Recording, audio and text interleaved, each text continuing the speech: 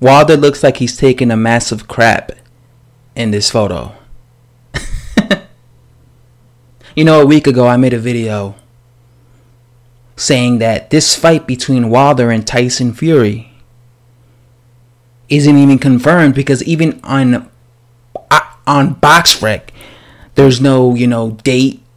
We don't know where this fight's actually taking place. All we heard is that they wanted to take place in Las Vegas. So I was saying, why is it that this really, because this is a big deal fight, why is it that there's no date? We don't know where this big fight is going to be taking place. Well, it's been a whole week, a whole nother week, a whole nother 7 days.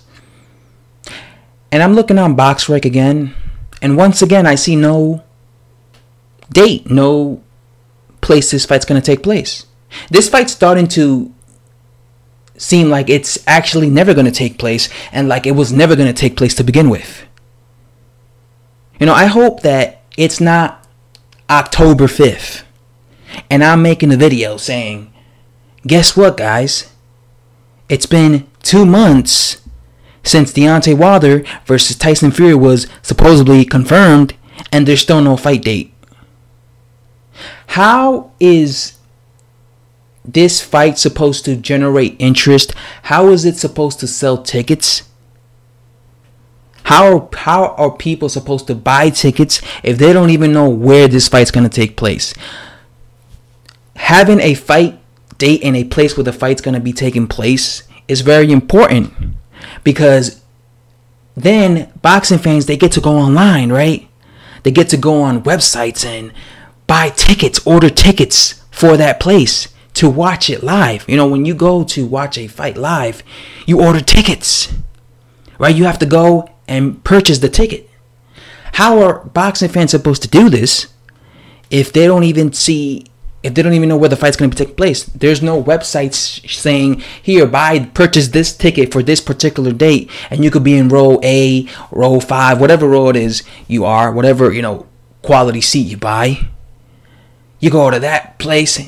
How are they supposed to do that if the websites can't put, the websites where you buy tickets, they cannot buy the tickets now because they don't even know the date. So if you think about it, that kind of hurts Deontay Wilder's and Tyson Fury's, ticket sales. You know how much I love ticket sales. We're talking about ticket sales anyway. But I would think that would hurt them, their ticket sales, because because right now, like say 2 weeks ago, they would have announced it and we would have seen the date. Right now, I'm telling you, hundreds of people would have already bought tickets for their clash for November, right? Hundreds of people, but something is going on that they're not announcing where they want this fight to take place. So does that mean that it seems like they want the fight to take place, but they haven't figured out the actual, it's like they haven't sat down in the negotiating tables and actually spoke about,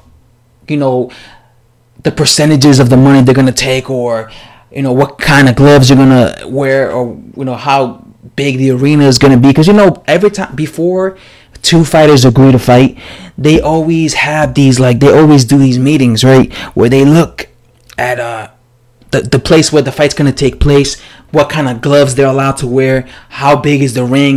They get to, if you are like the A side, you get to choose the size of the ring, or the size of the gloves, if you want the fighter, your opponent, to wear puncher's gloves or boxer's gloves, all this kind of stuff. Like Klitschko used to do these things where he would look at his opponents, say what his opponents could wear, basically, to basically help him out in the ring. But yeah, normally all these things happen, and then the fighters agree to the fight, and then it gets confirmed. But it seems like they haven't. It seems like they're not even in that step yet. It seems like right now they're in that step where they're looking for the arena for where they want the fight to take place, and they're talking about if they want the fighter to wear this kind of gloves or whatever, because if they had already done that, this fight would have already been confirmed, actually confirmed, and we already would have known where this fight would have been taking place, right? So, but clearly it's not.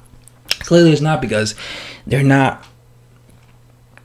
still not announcing the fight, like where it's going to be taking place, which is really odd.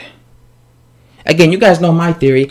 I personally believe that maybe this fight was never going to take place. Maybe this was just a way for both of these fighters to, you know, especially someone like Tyson Fury, who's been out of the public eye for such a long period of time.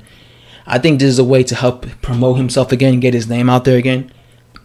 You know, Tyson Fury. What other way to get your name out there than to have a, you know, current heavyweight champion, you know, be in your face, and you know, you guys are talking shit with each other in Belfast, you know, where there's a lot of Irish boxing fans, right?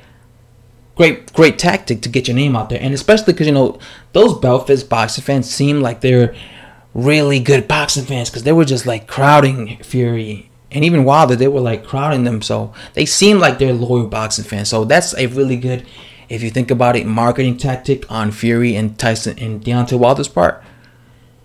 It really is, because, you know, have him go in the ring in a, you know, arena filled with hardcore Belfast fans, Irish fans, right? So it's going to hype them up. It's going to make them talk a lot. They're going to be talking about Tyson Fury, basically. So it's going to help out Tyson Fury. You know, it's going to help him out. And it's really going to help Wilder out, too. Because now people know about more about Wilder, right? They're going to be talking about him. So, yeah, I really think that's really what it is. It's just a thing where he was trying to promote, get himself out there, and get his name out there to the public again. So, you know, the boxing fans. So he did this thing to pretend like he was going to fight Wilder, but he knows he's not ready to fight Wilder just yet. And he's really like, I think he wants to fight Deontay Wilder, but I think Tyson Fury is smart, and I think he wants to be in his best form to fight Deontay Wilder. I think he realizes this. I think he realizes his best chances to win against Wilder, or to at least have any good chance of beating him, is if he gives himself time, more time, and more fights to get himself better prepared.